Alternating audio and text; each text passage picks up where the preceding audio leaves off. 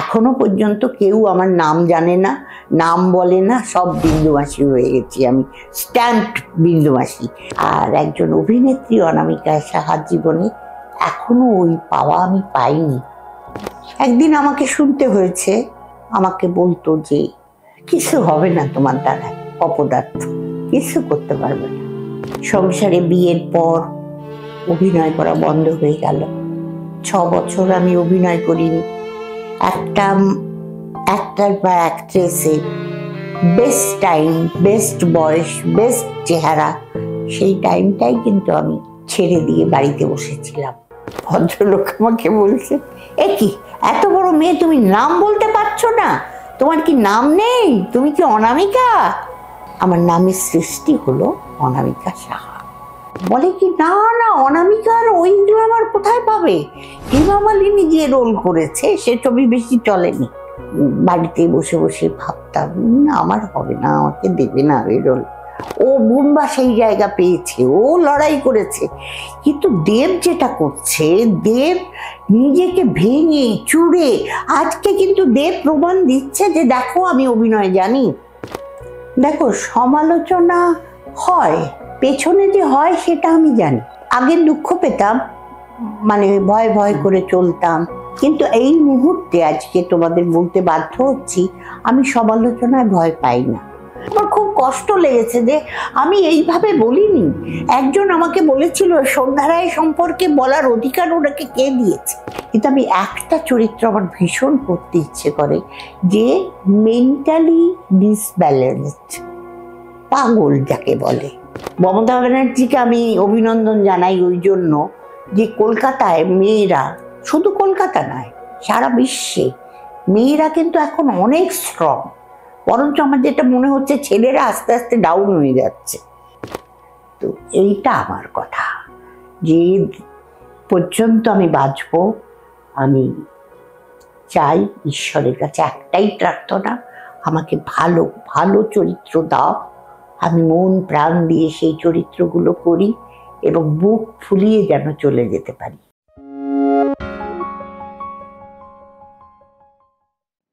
নমস্কার, দেখছেন আলাপ টিভি, আর আপনাদের সঙ্গে রয়েছি আমি শরীফুল। আর এই মুহূর্তে আমরা আমাদের সঙ্গে পেয়ে গেছি একজন অভিনেত্রীকে, যিনি দশকের পর দশক ধরে দর্শকদের তার অভিনয়ের জাদুতে মুগ্ধ করে রেখেছেন। তিনি আর কেউ নন, তিনি অনামিকা সাহা। আপনাকে স্বাগত জানাই আলাপ টিভি। নমস্কার, তোমাদের সকলকে আমি তুমি করেই বলছি, কারণ তোমরা খুব ছোট ছোট ছেলে। তোমরা এই যে এই আলাপ, এই এটা চ্যানেলে চালাচ্ছ, সকলের ইন্টারভিউ নিচ্ছ এবং দর্শকরা দেখছেন, আরও দর্শক দেখবেন আস্তে আস্তে। সেই জন্য তোমাদের সবাই যারা আছো সবাইকে আমার আন্তরিক ভালোবাসা, শুভেচ্ছা, প্রীতি। তোমরা আরও বড় হও, এইভাবেই আস্তে আস্তে অনেক অনেক বড় হবে, সেই আশা নিয়ে আমি নিশ্চয়ই আজকে কথা বলবো। সরাসরি আমরা প্রশ্নে চলে যাই। আপনার অভিনয় জগতে প্রবেশ কিভাবে, যদি আমাদেরকে বলেন? সেটা একটা নাটকীয় বলতে পারো, বা মিরাকেল বলতে পারো, বা অ্যাক্সিডেন্ট বলতে পারো। আমি বাংলাদেশের মেয়ে। বাংলাদেশ থেকে, তখন বাংলাদেশ না, তখন পাকিস্তান, পূর্ব পাকিস্তান, পশ্চিম পাকিস্তান। তো পাকিস্তানে তখন ওই খুচখাচ, হিন্দুদের উপরে অত্যাচার, হ্যান ত্যান, এইসব নানান রকম ব্যাপার কিছু চলছিল। তখন আমার বয়স 8। হ্যাঁ, তো আমার মা, আমার বাবা থাকতেন খুলনায়, আমার বাবার বিশাল বিজনেস ছিল। তো উনি সপ্তাহে বা 15 দিনে একদিন বাড়ি আসতেন এরকম। তো মাই সব দেখাশোনা করতেন। আমার মা বললেন, না, এইসব গন্ডগোল চলছে, আমি এখানে, আমার মেয়ে বড় হচ্ছে, আমি এখানে থাকবো না। হ্যাঁ, তো বলে বাবার সঙ্গে বেশ ঝগড়া করেই আমাকে নিয়ে আর আমার দাদাকে নিয়ে, আমাদের দুজনকে নিয়ে উনি এখানে চলে আসেন। এখানে আসার পেছনে ছিল আমার কাকার বাড়ি বেলেঘাটা, তারপরে ওনাদের বেশ ভালো, মানে 2-3টে বাড়ি ওখানে। তো আমরা ওখানে এসে উঠেছিলাম। আমার দাদা সুরেন্দ্রনাথ কলেজে ভর্তি হলো, আর আমি ওইখান থেকে বেলেঘাটার ওই বাড়ি ছেড়ে আমরা উল্টোডাঙায় ভাড়া বাড়ি করে এসে উঠলাম।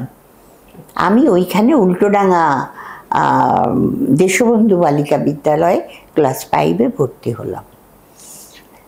চলছে ক্লাস 5 থেকে 6, 7, 8, 9, 10। এইবার তখনও এই হায়ার সেকেন্ডারি মানে একটা কি দুটো হয়েছে, পুরোপুরি সব স্কুলে হয়নি। তো আমার স্কুলে তখনও হায়ার সেকেন্ডারি হয়নি, স্কুল ফাইনাল তখন ছিল। তো স্কুল ফাইনাল পাস করার পরে আমার দাদা বলল যে তোকে তো প্রি ইউনিভার্সিটি পড়তে হবে, কোথায় পড়বি? তো আমার মার্কস খুব ভালো ছিল, আমি ভিক্টোরিয়া ইনস্টিটিউটে, যেটা রাজাবাজারে, ওইখানে ভর্তি হলাম। এইবার প্রি ইউনিভার্সিটি পড়তে পড়তেই আমার দাদাকে এবং মাকে আমি বলেছিলাম যে আমি কিন্তু কো এডুকেশন কলেজে ভর্তি হব। তখন আমার দাদা বলেছিল যে হ্যাঁ দেখো, ইউনিভার্সিটি আগে ভালো করে পাস করো, তারপরে দেখো তোমাকে কো এডুকেশন কলেজ যে কটা আছে তার মধ্যে তোমার মার্কস দেখে তোমাকে নেয় কিনা। তো আমিও খুব মন টন দিয়ে পড়াশোনা করেছি, এবং আমার টার্গেট আমি স্কটিশে ভর্তি হব। হ্যাঁ, তখন স্কটিশ একেবারে নাম করা। কেন, তার পেছনে একটা কারণ ছিল। যেহেতু বাংলাদেশ থেকে এসেছিলাম, আমার কথা একটা টান ছিল। তো স্কুলের বন্ধুরা বলতো এই এই বাঙাল কথা বলে, ডাক না, এরকম বলে আমার নাম ধরে ডাকতো। তুই এরম করে কথা বলিস কেন রে, তুই আমাদের মতন করে কথা বল, এরকম। আর আমি সেটা ঠিক করতাম, কারণ বাড়িতে সবাই আমরা ওই ভাষা। করতে করতে আস্তে আস্তে আমি ভাবলাম, তবে আমার মা আমার একটা কাজের কাজ করেছিলেন। আমার রংটা একটু চাপা বলে আমার বিয়ে দিতে পারবেন না, ভালো ঘরের ছেলে, বড় বংশের ছেলেরা, তার বাবা মায়েরা রং একটু চাপা হলে তাকে নিতে চাইবে না। সেই জন্য তার কি বলো ওকে, মানে কিছু ভালো ভালো জিনিস তার মধ্যে থাকলে তাহলে হয়তো একটা ভালো চান্স পেতে পারে। সেই জন্য আমার মা ছোটবেলা থেকেই, আমি যখন ক্লাস 5-এ ভর্তি হয়েছি তারপরেই আমাকে নাচের স্কুলে ভর্তি করে দেয়। তখন থেকে আমি নাচ শিখতাম।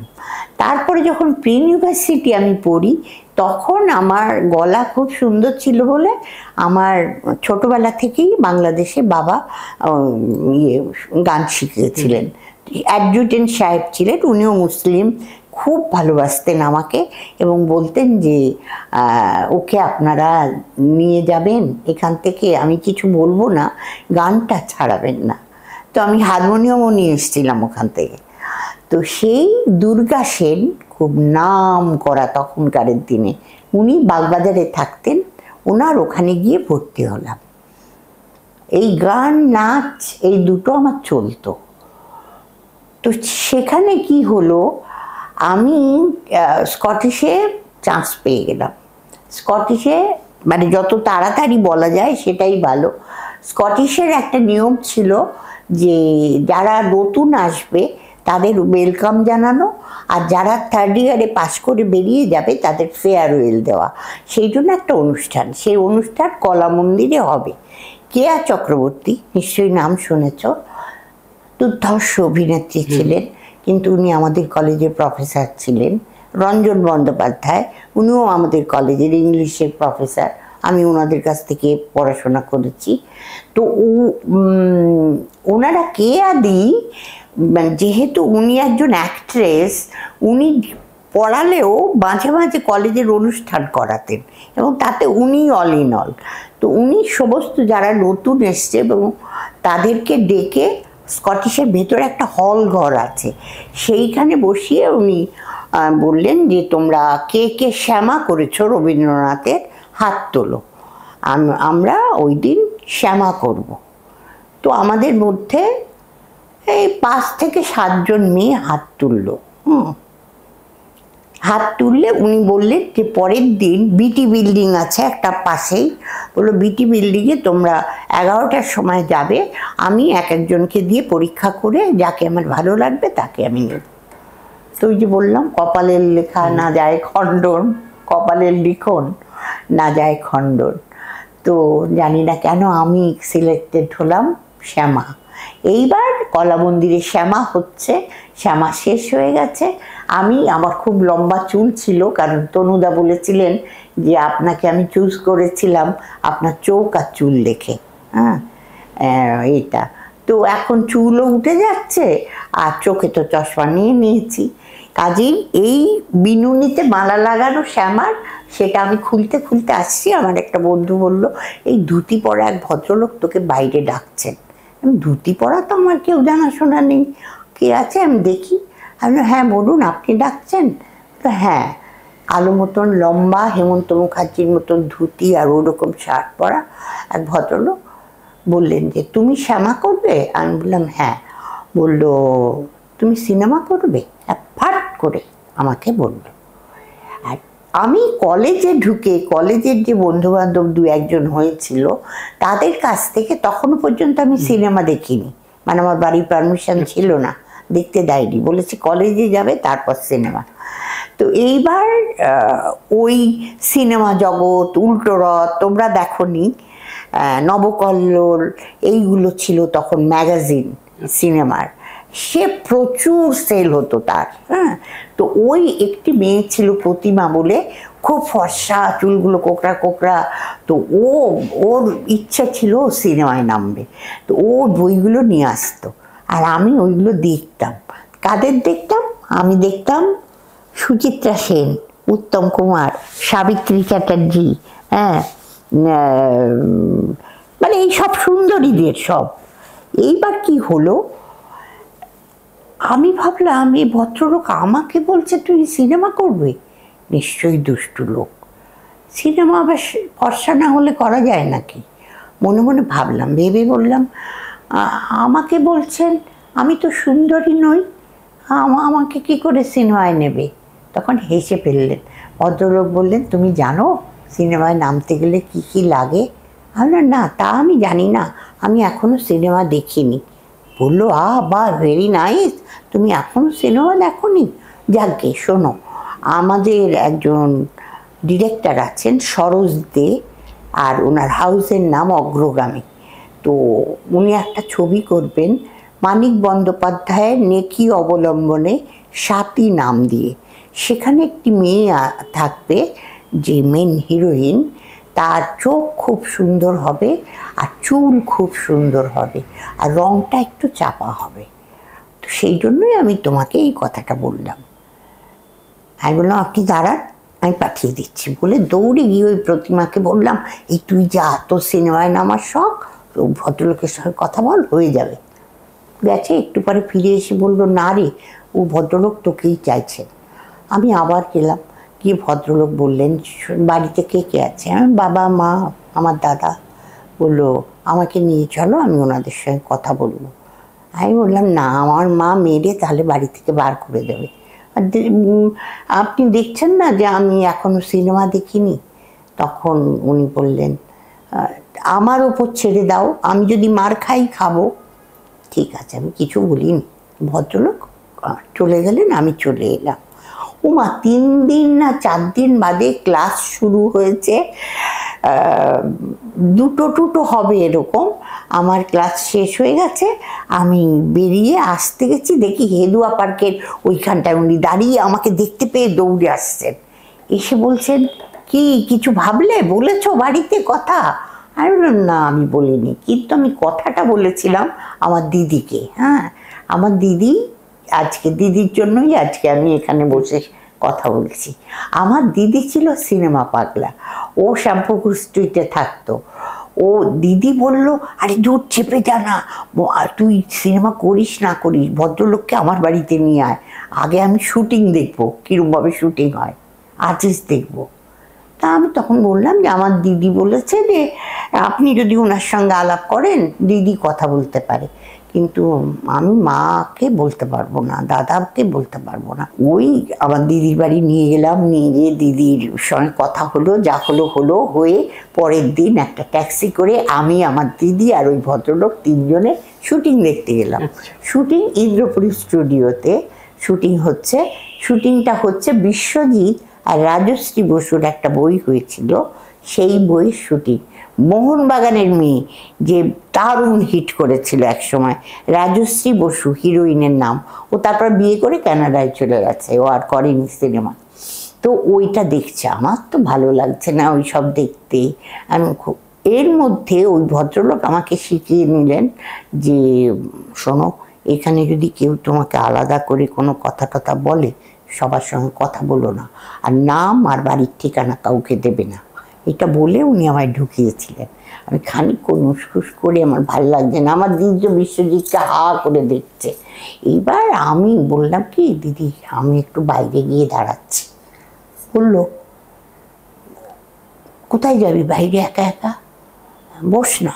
আমি বললাম না, আমি একটু ঘুরে দেখে আসি। এর মধ্যে ভদ্রলোক পাশ থেকে বলল, খবরদার কাউকে নাম ঠিকানা দেবে না। এবার আমি বাইরে এসেছি, আমি দাঁড়িয়ে আছি।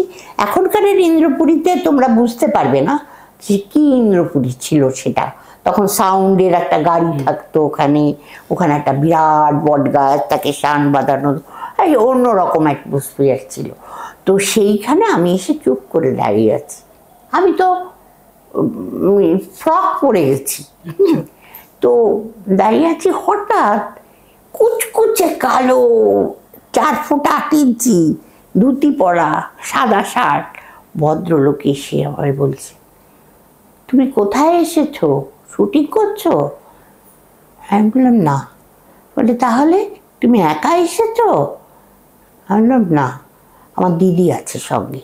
বললো কোথায়? আমি বললাম ওইখানে শুটিং দেখছে। তাকিয়ে আছে। তা আমি তো মাথা নিচু করে আছি, বুঝতে পারছি।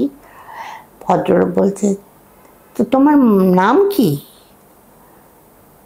আমি এবার মহাপেশাদে আমি ভাবছি, এই রে, আমাকে তো বারণ করেছেন নাম ঠিকানা বলতে, তাহলে আমি যদি নাম বলে দিই, এই লোকটা যদি খারাপ হয়, না আমার তো নাম বলা উচিত হবে না। আমি চুপ করে দাঁড়িয়ে আছি। ভদ্রলোক আমাকে বলছে, এ কি এত বড় মেয়ে, তুমি নাম বলতে পারছো না? তোমার কি নাম নেই? তুমি কি অনামিকা? আমি বললাম হ্যাঁ। অনামিকা? অনামিকা কি? এবার আমি সাহাটা আর বদলাতে পারিনি। আমি বললাম সাহা। আমার নামের সৃষ্টি হলো অনামিকা সাহা। ওইখান থেকে বলতে পারো আমার জীবন একদম অন্যভাবে চলতে শুরু করলো। আপনি তো বহু বছর ধরে দর্শককে আপনার অভিনয়ের মাধ্যমে হাসিয়েছেন, কাঁদিয়েছেন। কোনো চরিত্র করার পরে আপনি কি নিজেকে নতুন করে তৈরি করেছেন বা ভেঙেছেন সেই চরিত্রের মতো করে? না, চরিত্রের মতন চরিত্র যখন করেছি, চরিত্রের পোশাক আশাক মেকআপ তোলার পর তো আমি, তখন তো আর আমার বদলানোর কিছু নেই। কোনো গ্রামে গঞ্জের লোকেরা বিন্দুমাসি, তারা বাচ্চাকে বিন্দুমাসিকে ডাকবো, খেয়ে নাও তাড়াতাড়ি বলে খাওয়ায়। আমি একটা অনুষ্ঠানে গিয়ে, আমার নিজের অভিজ্ঞতা এটা, আমি একটা খুব সুন্দর দেখতে বাচ্চাটাকে, কোকড়া কোকড়া চুল, ফর্সা, তো বউটা এসে আমার সঙ্গে আলাপ করছে। তো আমি বাচ্চাটাকে দেখে আমি বলছি, তোমার ছেলে? বলে হ্যাঁ। তো বলে আমি বলছি, এসো। আমার ভীষণ বাচ্চা প্রিয়, আমার প্রচণ্ড বাচ্চা ভালো লাগে এবং আমি খুব বাচ্চাদের সঙ্গে মিশিও। তা আমি বলছি, এসো আমার কোলে এসো। ওনা এরকম করে আমার দিকে তাকিয়ে হঠাৎ করে ওর মাকে জড়িয়ে কেঁদে উঠলো। আমি না, এত কষ্ট হলো। ওর মা দৌড়ে নিয়ে চলে গেল। খানিকক্ষণ পরে বাচ্চাটাকে কাকে দিয়ে জানি না এসে বলল, দিদি ও ভয় পেয়ে গেছে আপনাকে। ওই যে বলেছি বিন্দুমাসিকে দেখাবো, ওই জন্য ভয় পেয়ে ওরকম প্রচণ্ড কান্নাকাটি করছে, ওই জন্য আমি রেখে এসেছি। তখন না মনটা একটু খারাপ হয়ে যায় বাচ্চারা যখন এরকম ভাবে। এখন তো জড়িয়ে পড়িয়ে বলি, না রে আমি ওরকম নই, আমি ওইটা বিন্দুমাসি নই, ও বিন্দুমাসি আলাদা, আমি এখানে আলাদা, এইসব বলে টোলে ওদের আদর করি। একটা জিনিস, যে আমি যখন অভিনয় করি, যে মুহূর্তে ড্রেস পরলাম, মেকআপ করলাম, সেই গেট আপে আমি আমি কিন্তু ওই চরিত্রটা হয়ে যাই। সিনেমার চরিত্রে যেমন ডিরেক্টর থাকে, আপনার জীবনের চরিত্রে কি ডিরেক্টর কে? আপনার ব্যক্তিগত জীবনে আপনার পথ দেখিয়েছেন কে? আমাকে কেউ পথ দেখায়নি, বরঞ্চ যে পথে গেছি সেই পথেই বাধা পেয়েছি। সংসারে বিয়ের পর অভিনয় করা বন্ধ হয়ে গেল। 6 বছর আমি অভিনয় করিনি। একটা অ্যাক্টর বা অ্যাক্ট্রেসের বেস্ট টাইম, বেস্ট বয়স, বেস্ট চেহারা, সেই টাইমটাই কিন্তু আমি ছেড়ে দিয়ে বাড়িতে বসেছিলাম। একটা সময় আপনি অভিনয় করতেন, তারপরে অভিনয় ছেড়ে দিয়ে 6 বছর পর আবার অভিনয়ে ফিরে এলেন। কতখানি চ্যালেঞ্জের মুখোমুখি হতে হয়েছিল এই সময়টা? ভীষণ ভীষণ চ্যালেঞ্জের মুখোমুখি। মানে প্রত্যেক মুহূর্তে আমি ভাবতাম আমি কি করে অভিনয় যাব। মানে বিশ্বাস করো তো, আমাদের খেতে না দিলে যেমন খিদে পেলে তাড়াতাড়ি আমরা কতক্ষণে খাবো একটা হয় না, আবার সেইটা মনে হতো। আমি এত ফ্রাস্ট্রেটেড হয়ে গেছিলাম যে আমাকে যে করে হোক আবার অভিনয় জগতে যেতে হবে। তো আমি রোজ কাঁদতাম আর ভাবতাম আমি কি করবো, কার কাছ থেকে পরামর্শ নেব। তখন চিরঞ্জিত চক্রবর্তী, ওর সঙ্গে তখন আমাদের গ্রামে গঞ্জে খুব ওয়ান ওয়ান নাটক হতো। তো চিরঞ্জিতের সঙ্গে মায়ের মর্যাদা বলে একটা নাটক আমি করতাম। মুম্বার সঙ্গেও করেছি, রাজাবাবু করেছি, সহধর্মিণী করেছি, তাপস পালের সঙ্গে সাহেব করেছি। কাজেই তখন ওই নাটকগুলো বাইরে হতো। তো এইবার চিরঞ্জিতকে আমি জিজ্ঞেস করলাম একদিন যে আমি আবার অভিনয় করতে চাই, কিন্তু আমার শ্বশুরমশাই আপত্তি, উনি চান না যে আমি মানে সিনেমা করি। উনি বলেছিলেন তোমার গলাটা সুন্দর, তুমি রেডিওর নাটক করো, ওইটা আমার খুব ভালো লাগে। 5,000-এর ওপরে রেডিওর নাটক করেছি। তারপরে এই যে তোমরা বম্বের যত হিরোইন, 11 জন হিরোইন এসছে, প্রত্যেকের গলা আমার, ডাবিং আমার, ওদের একটা হাও নেই। তো এইগুলো করতাম, কিন্তু তাতে মন ভরতো না। মনে হতো আমাকে হতে হবে, আমাকে দর্শকের ভালোবাসা পেতে হবে। আমি দাঁড়াবো স্ক্রিনে, অন্যের স্ক্রিনে তার লিপ মিলিয়ে কেউই তো জানে না যে এটা কার গলা। বললে বলে ওমা অনামিকা দি ওটা তোমার গলা, এরম বলে। তো যাই হোক, তখন ওই চিরঞ্জিত আমাকে বুদ্ধি দিল যে অনামিকা তোমাকে একটা কথা বলি, তুমি হিরোইনের করার আশা ছেড়ে দাও। যখন তোমার শ্বশুরমশাই পছন্দই করছেন না, স্বাভাবিক ক্লোজ সিন, অন্য পুরুষকে জড়িয়ে ধরবে, ওনার একটা সম্ভ্রান্ত বংশের মানুষ, ওনাদের খারাপ লাগবে। আমার মনে হয় তুমি ক্যারেক্টার রোলে চলে যাও। কিন্তু তাতে যেতে গেলে তখন আমার চেহারা আগের ছবি দেখলে ভাবতে পারবে না, এরকম পাতলা। এই আমার বর কোমর ধরে বলেছিল যে আমার 2 হাতে আমি ধরতে পারি, এরকম নাচতাম তো রেগুলার। বললো মোটা সোটা হয়ে যাও, বয়স বেশি লাগবে, মোটা সোটা হয়ে যাও, মা মাসিমা ঠাকুমা দিদিমা রোল করবে, দেখবে তুমি একটা জায়গা পাবে। তারপর আমি কি করে মোটা হব? বললো তোমার সিজার বেবি হয়েছে, তুমি এক কাজ করো, দুপুরবেলা তুমি পান্তা ভাত খাও আর রাত্রিবেলা ফেনা ভাত খাও, খেয়ে ঘুমাও একদম। আর আমার মুখটা এরকম পাতলা মুখ ছিল, হ্যাঁ। তো বললো গালটা একটু ভরবে, বয়সটা একটু বেশি লাগবে, ভারী হলেই বয়স্ক লাগবে। আমি অন্ধের মতন চেষ্টা করলাম, এবং সিজার বেবি বলে বেল্ট বাঁধতে দিয়েছিল পেটে, এক্সারসাইজ কিচ্ছু, সব বললো বন্ধ করে দাও। এবং সত্যি সত্যি 2 মাস বাদে আমার কিন্তু বেশ আমি খানিকটা মোটা হলাম। এইবার জুহি চাওলার একটা ডাবিং করতে আমি NT1 স্টুডিওতে ডাবিং করে লাঞ্চ ব্রেক দিয়েছে, আমি বাইরে এসে কজনের সঙ্গে গল্প করছি। এর মধ্যে একটি ছেলে এলো, ফর্সা সুন্দর দেখতে, ওর নাম বিজয় খেমকা, ও প্রডিউসার। তো ও এসে বললো কি দিদি আপনি কি আর আসবেন না এই জগতে? আর না কি জানি, ঈশ্বরের ইচ্ছে সব।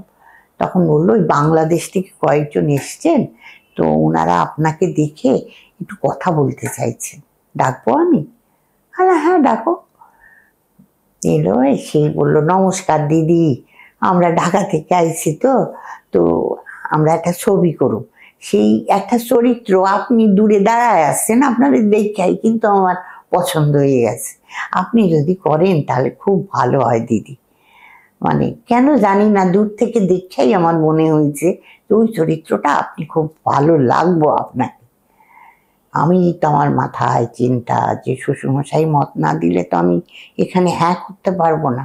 তখন বললাম যে আপনারা কালকে সকালে আমার বাড়িতে আসুন, আমি আমার শ্বশুরমশাইয়ের সঙ্গে আলাপ করিয়ে দেবো, উনি যদি হ্যাঁ বলেন তাহলে।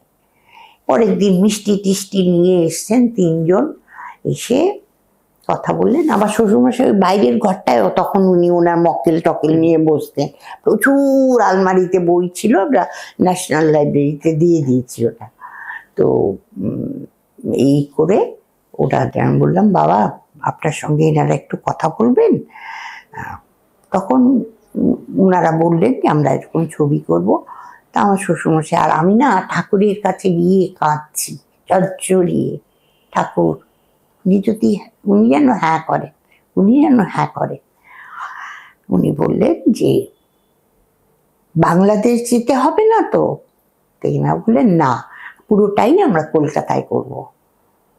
বললো ঠিক আছে করুক। এই বলা তো আমার আনন্দে, আমি এতদিনের ঠাকুর ডাকা আমার সমস্ত কিছু যেন মনে হলো সার্থক হয়ে এলাম। এই আমি যে ছবি করলাম সে ছবি বাংলার ইতিহাস হয়ে গেল 90-তে, বেদের মেয়ে জ্যোৎস্না।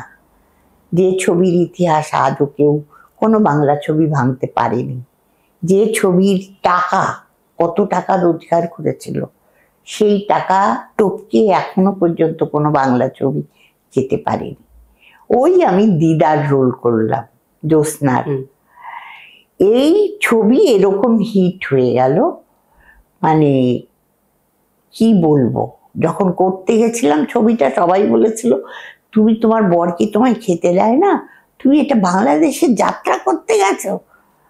সেই ছবি এই জায়গায় গেল, ব্যাস। তারপর থেকে আর আমার আজও পর্যন্ত কাজ করছি, চলছে। এবং আমার ব্রেকটা হলো কোথায় দেখো, 29 বছর বয়সে আমি বুম্বার মা করলাম। বলতে পারো আমার টার্নিং পয়েন্ট শ্বশুরবাড়ি জিন্দাবাদ। শ্বশুরবাড়ি জিন্দাবাদে কিছুতেই কেউ রাজি নয় যে ওই রোল করেছে হেমা মালিনী, জামাইরা যায়। তো বলে কি না না, অনামিকার ওই গ্ল্যামার কোথায় পাবে, হেমা মালিনী যে রোল করেছে সে ছবি বেশি চলেনি। এই নিয়ে চললো প্রায় 1 মাস। আমি বাড়িতে বসে বসে ভাবতাম না আমার হবে না, আমাকে দেবে না ওই রোল। হ্যাঁ, কেন ঈশ্বর, কেন এরকম করলে, এলাম তাও একটা ভালো রোল করতে পারলাম না ফিরে। যাই হোক, ঈশ্বর আমার ডাক শুনলেন। আমি বুম্বা এবং হরনাথ চক্রবর্তী দুজনের কাছেই কৃতজ্ঞ। আমি বলি আমার গডফাদার এই জগতে, তুমি বললে না যে যাদের ইন্সপিরেশন আমি কাদের পেয়েছি, এদের থেকে পেয়েছি। হরনাথ চক্রবর্তী, তারপর স্বপন সাহা। তো ওনারা দুজনই আমার গডফাদার, এবং দুজনের দুটো ছবি, মানে আমি জানি না এই 25 বছর পরেও তো দেখলাম কি অবস্থা শ্বশুরবাড়ি জিন্দাবাদের। আর 25 না হলেও 15 বছর তো হয়েছে এই ঘাতক। এখনো পর্যন্ত কেউ আমার নাম জানে না, নাম বলে না, সব বিন্দুমাসি হয়ে গেছি আমি, স্ট্যাম্পড বিন্দুমাসি। একটা দোকানে একটা অ্যাড করতে গেছি, সেখানে ও বলে কি দিদি একটু বিন্দুমাসির ডায়লগ বলুন। আমি বললাম আরে আমি এখানে অ্যাড করতে এসেছি, এখানে ডায়লগ করবো, এ কি কথা। তখন কুশল ছিল, কুশল বলবো আলাদা পয়সা দাও। আমি বললাম না আমিও বলতে পারবো না, কিন্তু এখানে ডায়লগ, একটা মলের মধ্যে আমি ডায়লগ বলবো, এইরকম ইয়ে। এবং অনুষ্ঠান করতে গেলে সব জায়গা বিন্দুমাসির ডায়লগ বলো। আরে বাবা আমি তো ওটা বলবোই, কিন্তু আমি একটা শর্তে বলবো যে আমি যে ডায়লগটা বলবো তোমরা শুনে যদি বলতে পারো কোন ছবির ডায়লগ, তাহলে বুঝবো তোমরা আমার এতগুলো ছবি দেখেছো। তো আমি একটার পর একটা ধরতাম, একটা সেন্টেন্স শেষ হয় না, নাম বলে দেয় ছবি। এটা আমার জীবনে একটা বিশাল পাওয়া। এটা আমার মনে হয় আজও কোনো ক্যারেক্টার রোল করা আর্টিস্ট, এমনকি হিরোইনরাও পায় না, সোজা কথা। আজ যদি আপনার জীবনের কোনো মুহূর্তকে ফুটিয়ে তুলতে বলা হয় নাটকীয়ভাবে, তাহলে কোন সময়টাকে তুলে ধরবেন? আপনার জীবনের রোল যদি আপনাকে করতে বলা হয়। আমার জীবনে অনেক ঘাত প্রতিঘাত। আমি একটাতেই আমি খুব আনন্দ নিয়ে করব, আর একটা দুঃখ নিয়ে করব। একটা দুঃখের যেটা যেহেতু আমি পজিটিভ নেগেটিভ দুটোই করতে পারি, সেই জন্য নেগেটিভ হলো সেটা পরে বলবো, আর পজিটিভটা আগে বলি। আমার মেয়ে যখন হলো, মেয়ে আস্তে আস্তে বড় হলো, হায়ার সেকেন্ডারি পরীক্ষার আগে বলেছিল যে মা, আমি যদি 85% মার্কস রাখি তাহলে কিন্তু আমি বাইরে গিয়ে পড়াশোনা করব। আমি বলেছিলাম আগে পেয়ে দেখাও, তারপর আমি দেখছি। আমার মেয়ে 90% মার্কস পেল হায়ার সেকেন্ডারিতে। দিল্লি, বম্বে, ব্যাঙ্গালোর, 3 জায়গায় ওর মার্কস দেখে সবাই নিতে চাইলো, সব কলেজগুলো। আমি বললাম না, আমি দিল্লিও দেবো না, বম্বেও দেবো না। ব্যাঙ্গালোরে ক্রাইস্ট কলেজে আমার মেয়েকে ভর্তি করলাম। ওখান থেকে মেয়ে মাস্টার্স করতে দিল্লি এলো, ক্রিমিনোলজি, মানে যেটা টাফ সাবজেক্ট, সেটা নিয়েও মাস্টার্স করলো। স্কলারশিপ নিয়ে ও আমেরিকা চলে গেল।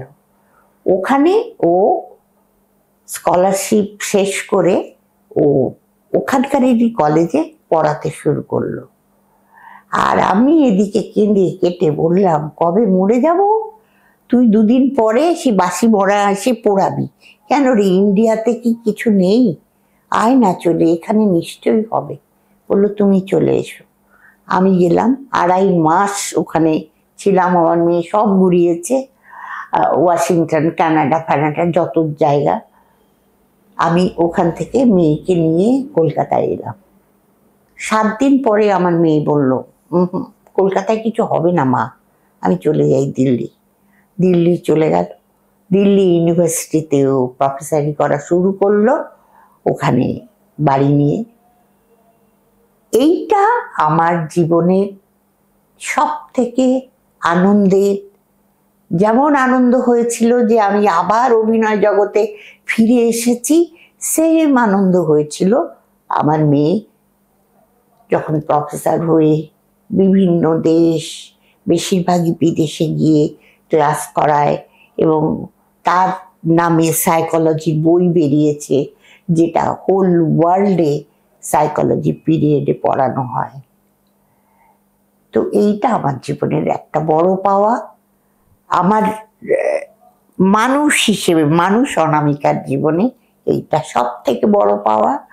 আর একজন অভিনেত্রী অনামিকা সাহার জীবনে এখনো ওই পাওয়া আমি পাইনি। তবে জানি না কি পাবো। উইন্ডোজের একটা ছবি করছি, যেটা ভানুপ্রিয়ার ভূতের হোটেল। অসাধারণ রোল, অসাধারণ গল্প, অসাধারণভাবে আমরা কাজ করেছি।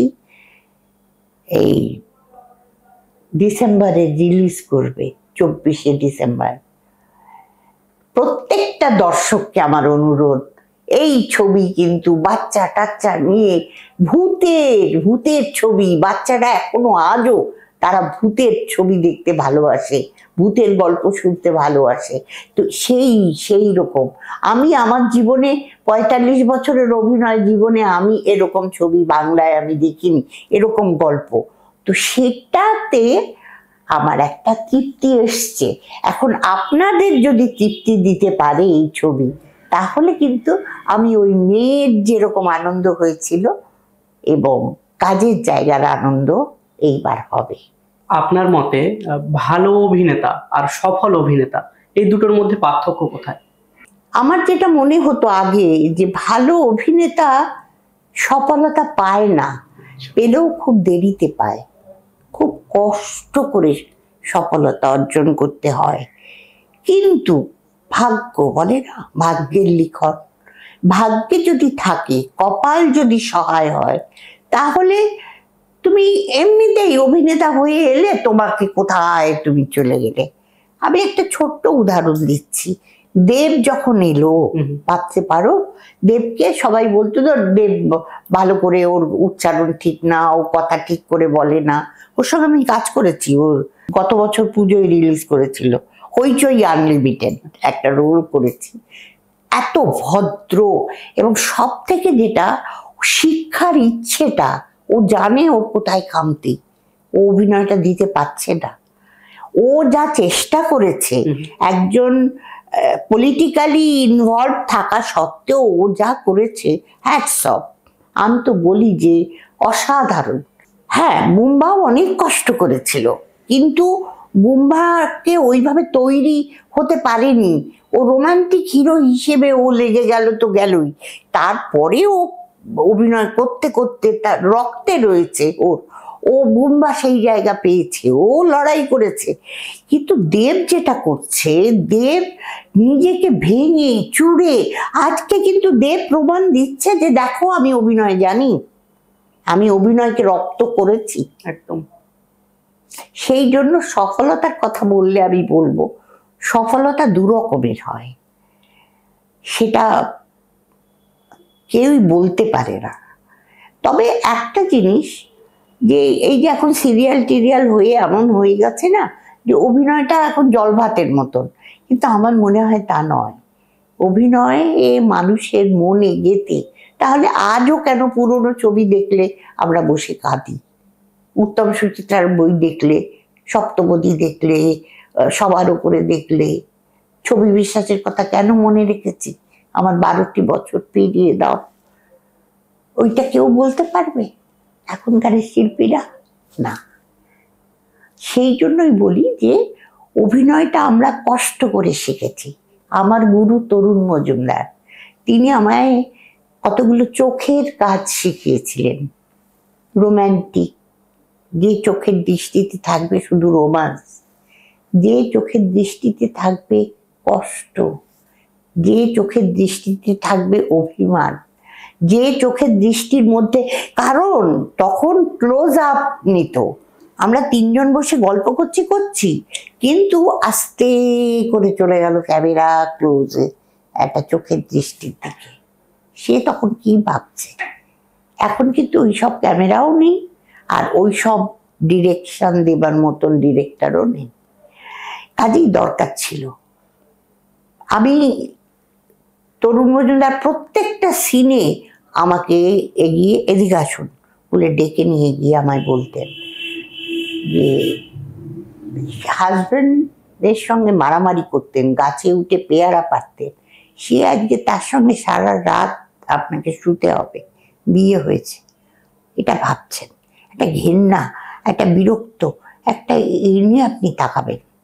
হয়ে গেল সেই শট, তারপরের শটই বলছেন কিন্তু এইবার আস্তে আস্তে আপনার 18 ইয়ার্স ওল্ড, 18 বছর বয়সের একটা মেয়ে, আপনি কোনোদিনও পুরুষ সঙ্গ কি, পুরুষ নারীর কি সম্পর্ক হতে পারে আপনার ধারণা ছিল না।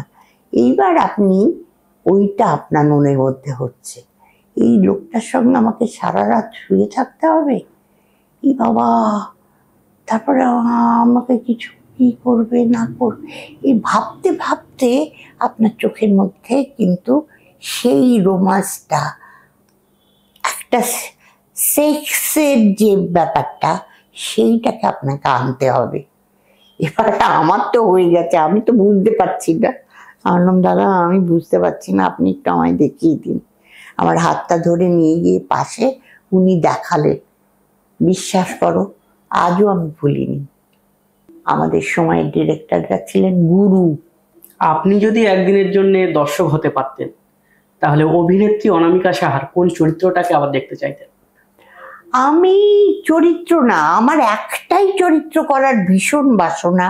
আমি সব ধরনের রোল করেছি, কমেডি চরিত্র করেছি, ঝগড়ুটের পাঠ করেছি, আবার লোককে কাঁদিয়েছিও মায়ের আঁচল দিয়ে, পরিবার দিয়ে, পজিটিভ রোলও আছে। কিন্তু আমি একটা চরিত্র আমার ভীষণ করতে ইচ্ছে করে, যে মেন্টালি ডিসব্যালেন্সড, পাগল যাকে বলে, সে কখনো এটা বলছে, কখনো হাসছে, কখনো কাঁদছে, কখনো ছেলে মানুষই করছে, আবার কখনো বড়দের মতন কথা বলছে। আমার ওই ভীষণ লোভ ওইটা করার, কিন্তু সেই রকম ডিরেক্টর এবং সেই রকম গল্প এখন জানি না আশা পূরণ হবে কিনা। কখনো কি কোনো সমালোচনা বা ভুল বোঝাবুঝি আজও আপনাকে শেখায় কোনো নতুন ঘটনা বা নতুন বিষয়? দেখো, সমালোচনা হয়, আমার সামনে তো কেউ করেনি কখনো, পেছনে যে হয় সেটা আমি জানি, কিন্তু আগে দুঃখ পেতাম, মানে ভয় ভয় করে চলতাম যে কি জানি কি ব্যাপারে আবার সমালোচনা হবে হবে। কিন্তু এই মুহূর্তে আজকে তোমাদের বলতে বাধ্য হচ্ছি, আমি সমালোচনায় ভয় পাই না। কারণ আমাকে কাজ জানি, আমি কাজের মধ্যে দিয়ে আমাকে প্রকাশ করব। কে আমাকে ভালো বলল, কে আমাকে মন্দ বলল, কে আমাকে নিয়ে সমালোচনা করলো, এসব আমার আর ইচ্ছেও করে না, আর আমি চাইও না। যে ওরা করছে করতে দাও, ওরা নিজেরাই বুঝবে যে এটা ঠিক করিনি, এটা করা উচিত হয়নি, বুঝবে। কারণ এটা আমার অভিজ্ঞতা থেকে বলছি। একদিন আমাকে শুনতে হয়েছে, আমি নাম বলবো না, আমাকে বলতো যে কিছু হবে না তোমার দ্বারায়, অপদার্থ, কিছু করতে পারবে না। কখনো কোনো চরিত্র আপনাকে কি গ্রাস করে ফেলেছে, যেটা থেকে আপনি বেরোতে পারেননি বা বেরোতে অনেক কষ্ট হয়েছে? না, ওই যে বললাম প্রথম কথাই, আমি যে মুহূর্তে মেকআপ করব, ড্রেস পরবো, তখন আমি সেই চরিত্র। এবং যখন আমি ড্রেস ছাড়বো, আমার মেকআপ ছাড়বো, ওই চরিত্র থেকে বেরিয়ে অনামিকা হব, আমার ওর সঙ্গে এর সঙ্গে কোনো মিল নেই। তখন আমি ওটা নিয়ে ভাবি না। যে মুহূর্তে আমি স্ক্রিপ্টের সিনটা শুনবো, আমি আবার শুনে পাঠ করি, ওই দেখে স্ক্রিপ্ট দেখেও আবার হয় না। আমাকে মেকআপ করার সময় এডি, মানে অ্যাসিস্ট্যান্ট ডিরেক্টর, আমি তাকে বলি সিনটা শোনাও, সিনটা শুনিয়ে দেয়। ওই তখন থেকে মনের মধ্যে ওটা ভাবতে যাই যে কিভাবে ডেলিভারি করব আর কিভাবে এক্সপ্রেশন দেব, ব্যাস। এবারে যখনই প্যাকআপ বললো, ওই যে এসে জামা কাপড় খুললাম, আর আমার মনে থাকে না। আপনার কাছে অভিনয় মানে কি? আমার কাছে অভিনয় মানে আমি অনামিকা, আমি ধরো সাবিত্রী চ্যাটার্জির অভিনয় করব, তাহলে আমাকে অনামিকা সাহার থেকে বেরিয়ে দিতে হবে, আমাকে সাবিত্রী চ্যাটার্জির ডেলিভারি দিতে হবে। কিভাবে দেব? সাবিত্রী চ্যাটার্জি কেমন করে উত্তম কুমারের দিকে তাকাতেন, তার জন্য উত্তম কুমার বলেছিলেন যে সাবুর চোখের দিকে তাকিয়ে আমি পাঠ করতে পারি না। তাহলে আমাকে সেই চোখ আনতে হবে, আমাকে তখন সাবিত্রী চ্যাটার্জি হতে হবে। এবং সেটা তো হওয়া সম্ভব নয়। আমাকে আমার মধ্যে থেকে যাতে লোকে বলে যে উমা হ্যাঁ ঠিক সাবিত্রী চ্যাটার্জির মতনই করে কথা বললো, এটাকে অভিনয় বলে। তুমি যা নও, তোমাকে অন্য কারুর হয়ে তোমাকে সেটা বার করতে হবে। দীর্ঘ ক্যারিয়ারের পর এমন কোনো কাজ আছে যেটা আপনাকে এখন এই অভিনয়কে চালিয়ে যেতে অনেকটা সাহায্য করে? অভিনয়কে চালিয়ে যেতে সাহায্য করার মতন কোনো কাজ আমি দেখছি না। সেটা আমার মনের জোর, ঈশ্বরের ইচ্ছে। আমি একটু ভালোবাসি, একটু স্পিরিচুয়াল দিকে আমার একটা আছে ব্যাপার, তো আমি সেটাকে নিয়ে থাকতে ভালোবাসি। এখন তো মেয়ে দূরে থাকে, কেউ নেই, একাই। এখন ওই অভিনয় নিয়েই চিন্তা, আর না হলে আমার গুরু, তার চিন্তা। আমরা শুনেছি এই অভিনয় করতে এসে আপনাকে অনেক সমস্যার সম্মুখীন হতে হয়েছে, অনেক বাধার সম্মুখীন হতে হয়েছে, এগুলোকে কিভাবে কাটিয়ে উঠেছেন? দেখো, বাধাগুলো আমি কিভাবে কাটিয়েছি, একটা প্রথম তোমাকে উদাহরণ দিলাম যে আমি বেদের মেয়ে জ্যোৎস্না থেকে এলাম আবার নতুন করে। তারপরে কিন্তু বাধা আমার আর আসেনি, কারণ আমি খুবই কম কাজ তখন টুকটুক করে সবাই বলতো এই বাবা, এই অনামিকার অত বয়স হয়নি, তাও ওকে মায়ের পাঠ দেবে, এই সব নানান রকম সমালোচনা এই হতো। খুব একটা যে কাজ করছিলাম তা নয়, কিন্তু যেটাই কাজ করছিলাম সেটা হিট হয়ে যাচ্ছিল, আর সেটা নিয়ে আমি ভীষণ খুশি ছিলাম।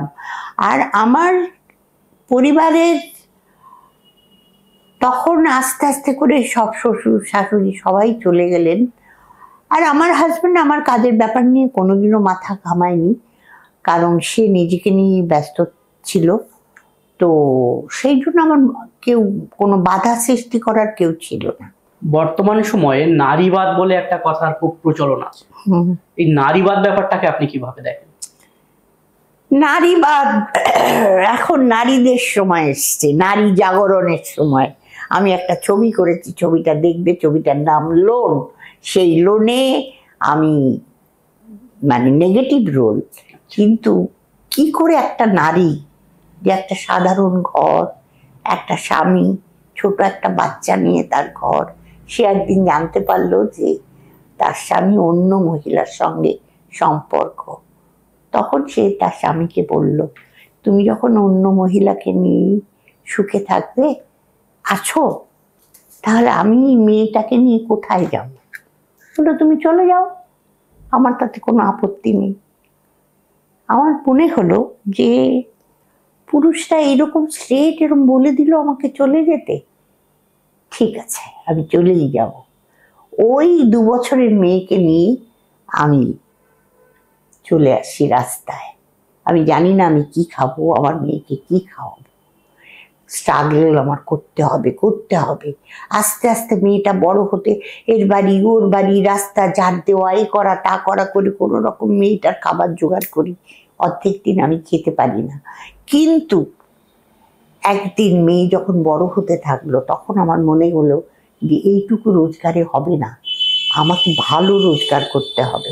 ভালো রোজগার করতে গেলে আমাকে অনেক কিছু শিখতে হবে, জানতে হবে, অনেক কিছুর মধ্যে যেতে হবে। হ্যাঁ, আমি হয়তো ভালো হতে পারিনি, আমি আজ ঘুঙরু মাসি হয়ে লোকের চোখের বদনাম, গালাগাল এইসব শুনছি, কিন্তু আমাকে তো মানছে। আমি যে আমাকে চলে আসতে হয়েছিল, একটা পুরুষ বাড়ি থেকে বার করে দিল, আমি মেয়ে হয়ে মাথা নিচু করে এসেছিলাম, কিন্তু সেই মাথা আজ আবার উঁচু। আজ আমি উঁচু হয়ে চলবো, মুখ তুলে চলবো, মুখ ফুলিয়ে চলবো। তো এইটা আমার কথা, যে পর্যন্ত আমি বাঁচবো, আমি চাই ঈশ্বরের কাছে একটাই প্রার্থনা, আমাকে ভালো ভালো চরিত্র দাও, আমি মন প্রাণ দিয়ে সেই চরিত্রগুলো করি এবং বুক ফুলিয়ে যেন চলে যেতে পারি। যারা আমাকে আঙ্গুল দেখিয়ে বলেছিল তুমি অপদার্থ, তোমার দ্বারাই কিচ্ছু হবে না, আমি শুধু সেই কিচ্ছু হবে নাটা কিছু করে দেখিয়ে দিয়ে যাব, আর কিচ্ছু চাই না।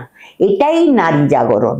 এবং আজ মমতা ব্যানার্জিকে আমি অভিনন্দন জানাই ওই জন্য যে কলকাতায় মেয়েরা, শুধু কলকাতা নয় সারা বিশ্বে মেয়েরা কিন্তু এখন অনেক স্ট্রং। বরঞ্চ আমার যেটা মনে হচ্ছে ছেলেরা আস্তে আস্তে ডাউন হয়ে যাচ্ছে, মেয়েরা একদম। কেন? তারা বুঝতে পেরেছে যে ঘরে বসে স্বামীর মার খাওয়া আর শাসন এ করে হবে না, আমাদেরও বেরোতে হবে। জীবন আমার, আমার জীবনটাকে আমাকে দেখতে হবে। তবে একটাই কথা, বেশি ভালো নয়, তাই বলে বেশি কিছু করবে না। বিয়ে হলে শ্বশুর শাশুড়িকে না দেখা বা বাবা মাকে না দেখা, শ্রদ্ধা না করা, তাদের প্রতি যে আদর ভালোবাসা দেওয়া, সেগুলো ছাড়িয়ে যেও না। সেখানে কিন্তু নারী জাগরণ হয় না।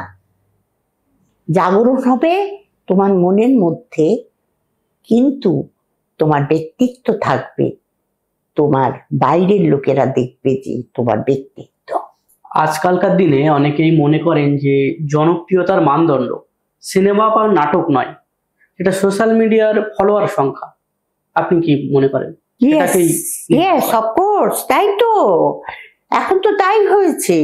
সিনেমা দেখে কি হবে বাবা? আমি একটা অনুষ্ঠানে গেছি, সেখানে একটি ছেলে বলে যাচ্ছে যে এই ডায়লগ বলুন, ওই ডায়লগ আমি বলছি আর সেই করছে। হঠাৎ একটা বউ সামনে থেকে বলল, সিরিয়ালের ডায়লগ বলো না। আমি না অবাক হয়ে গেলাম। আর এই ছেলেটা বলল, দিদি কি বলবো, এই সিরিয়াল করতে গিয়ে খেতে পাই না দিদি, রান্না ঠিক সময় করে না, আমাদের ভাত খেতে পারি না বাড়ি থেকে। এই সব মেয়েদের আমাদের এই গ্রামে গঞ্জে সব সন্ধে হলেই টিভি চালিয়ে বসে আছে, টিভি দেখছে। তো কি হচ্ছে এটাতে? কি হচ্ছে? টিভি দেখে দেখে কি হচ্ছে? কিছু কি ভালো হচ্ছে? মোবাইল নিয়ে সারাক্ষণ বাচ্চারা বসে আছে, এটা কি উচিত না? এটা বাবা মাকে দেখতে হবে, বাবা মাকে এই শিক্ষা দিতে হবে। আমি এই জ্যোতিষশাস্ত্র যে আলোচনা করে তার মধ্যে আমি দেখেছি একজন জ্যোতিষী খুব ভালো বলেন, তিনি বলছেন যে এই যে ছেলে মেয়েরা মানুষ হয়নি বলে উল্টো পাল্টা কথা, কেন হয়নি? তাদের দোষ না, বাবা মায়ের দোষ। আপনি কি মাকে বলছে, মা আপনি কি গীতা নিশ্চয়ই পড়েননি, কোনোদিন ভাবেনও না যে একটু গীতাটাকে বার করে একটু পড়ি। আমাদের কোথা থেকে এসছি আমরা জানি না, আবার মরে যাব, কোথায় যাব তাও জানি না। তাহলে যেগুলো হিন্দু ধর্মে বলেছে সেই গীতাটা একটু পাঠ করি, ছেলেটাকে ডেকে একদিন বলি যে শোন, তবে তো তারা গীতা কি জিনিস জানতে পারবে। তাহলে শিক্ষাটা তো আপনাদের দিতে হবে। সেই জন্য সন্তানের দোষ নয়, দোষ কিন্তু বাবা মায়ের। সোশ্যাল মিডিয়ায় নেতিবাচক মন্তব্য বা ট্রোলের মুখোমুখি হলে একজন শিল্পী নিজেকে কিভাবে সামলাবেন বলে আপনি মনে করেন? আমি তো হয়েছিলাম, আপনারই তো অনেক সময় দেখা যায় যে হ্যাঁ ছোট ছোট ফুটেজ ভাইরাল হয়, হ্যাঁ এটা নিয়ে নেতিবাচক মন্তব্য করা হয়। হ্যাঁ, কত মন্তব্য বাজে বাজে আমায় করা হয়েছে। আমার খুব কষ্ট লেগেছে যে আমি এইভাবে বলিনি। একজন আমাকে বলেছিল সন্ধ্যা রায় সম্পর্কে বলার অধিকার ওনাকে কে দিয়েছে, ওই রকম বড় শিল্পী উনি। আরে এটা কি কথা হলো? কেউ যদি আমাকে সত্যি কথা, আমার জীবনে তখন 17 বছর 18 বছর বয়সে একটা মেয়ের অভিজ্ঞতা সেটা জানতে চেয়েছে, ফিল্ম ইন্ডাস্ট্রিতে কিভাবে তখন শিক্ষা দিত লোকেরা, তো আমি সেটা সত্যি না বলে মিথ্যে বলবো? আর আমি সবকে ছেড়ে এখন কাজ করছি, এত আর্টিস্ট ছেড়ে আজ সন্ধ্যা রায় কত বড় শিল্পী, আপনারা দর্শকরা কি বলবেন আমি জানি না। আর উনি তো অনেক আগের আমার, ওনাকে নিয়ে আমার কিসের সাহস হয় কথা বলার? কিন্তু আমি ঘটনাটা বলেছি, বুঝতে হবে আমি কি পারপাসে ওই কথাটা বলেছি। আমি তাকে ছোট করার জন্য বলিনি, তিনি আমার নমস্য, আমি সবসময় তাকে প্রণাম করি, এবং তার হাজবেন্ড তো আমার গুরু তরুণ মজুমদার।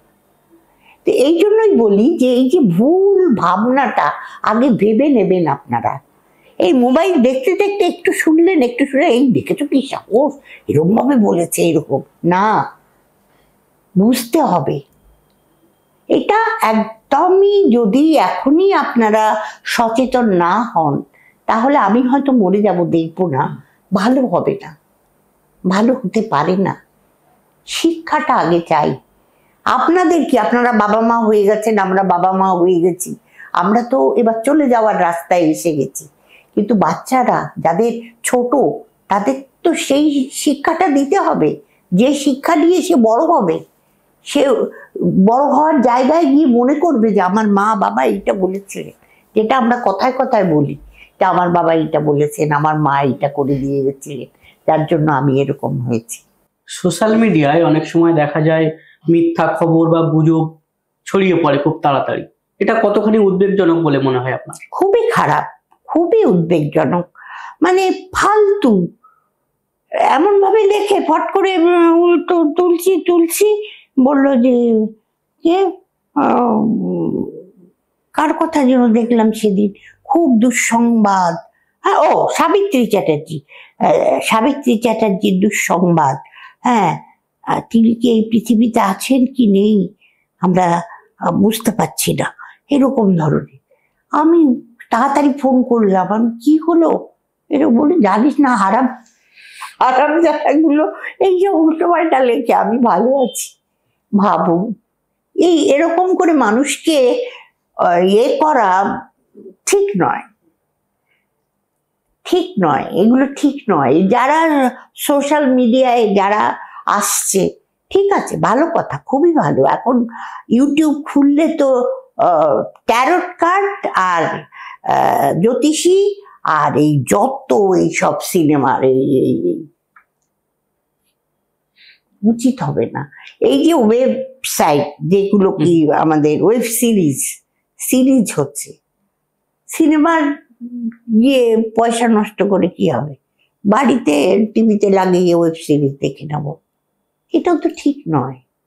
বাংলা ছবি ছোটবেলা থেকে আমরা দেখেছি, বাবা মা যাচ্ছে আমাদের নিয়ে যাচ্ছে, সেই একটা যে অনুভূতি বাবা মায়ের সঙ্গে ছোটবেলা জানিস তো এরকম সিনেমায় দেখেছিলাম, ওই সিনেমাটা দেখেছিলাম, সেটা একটা আন্তরিকতা অনেক বেশি। অনেকেই মন্তব্য করেন বাংলা সিনেমার দর্শক অনেকখানি কমে যাচ্ছে। বাংলা সিনেমার ভবিষ্যৎ কি বলে আপনার মনে?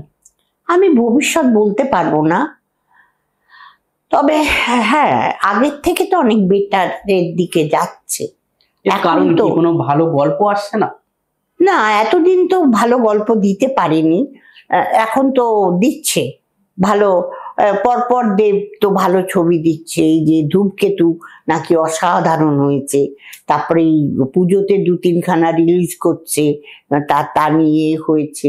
এবং হলে আমাদের 3টে হল দিতে হবে এবং 3টে করে শো বাংলা ছবিকে আগে দিতে হবে, এইসব নিয়ে যে হয়েছে মিটিং টিটিং করে আমাদের সরকার থেকে, সেটা মেনে নেওয়া হয়েছে। এবং প্রসেনজিৎ চ্যাটার্জি আরো অনেকে মিলে তারা ঠিক করেছে 40টা হাউস খুলবে সিনেমা হল। এটা আনন্দের কথা, আমার মনে হয় ভবিষ্যতে তো ভালো হবে। আপনার কাছে আমাদের শেষ প্রশ্ন, আজ যদি তরুণ অনামিকা সাহাকে কোনো পরামর্শ দিতে হতো, কোন পরামর্শটা দিতেন? তরুণ অনামিকা সাহাকে বলতে গেলে বলতে হতো, খুব ভুল করেছো জীবনে বিয়ে করে। বিয়েটা না করলে, আজকালকার মেয়েদের মতন হতে পারলে তাহলে ঠিক ছিল, কিন্তু সেটা তো আর সম্ভব নয়। বিয়ে তো হয়ে গেছে, যা হবার হয়ে গেছে, যা লেখা এখানে ওই যে আসার সময় লিখে দিয়েছিলেন, ব্যাস সেটা হতেই হবে। কাজে ওটা ভেবে লাভ নেই, আমাদের হাতে নেই। আমার এইটাই ছিল, এটাকেই মেনে নিতে হবে এবং আমি এটাকেই মেনে নিয়ে চলছি।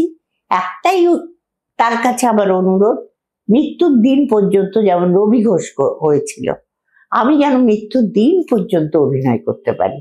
এইটা আপনারা দর্শকদের কাছে, এটা আমার মানে আন্তরিকভাবে আমার জন্য ঈশ্বরকে বলবেন যে আমার জন্য শরীর স্বাস্থ্য অসুখ বিসুখ না করে পড়ে না যায়, আমি যেন সেই দিন পর্যন্ত অভিনয় করতে পারি এবং আপনাদের এই ভালোবাসা এইভাবে পাই।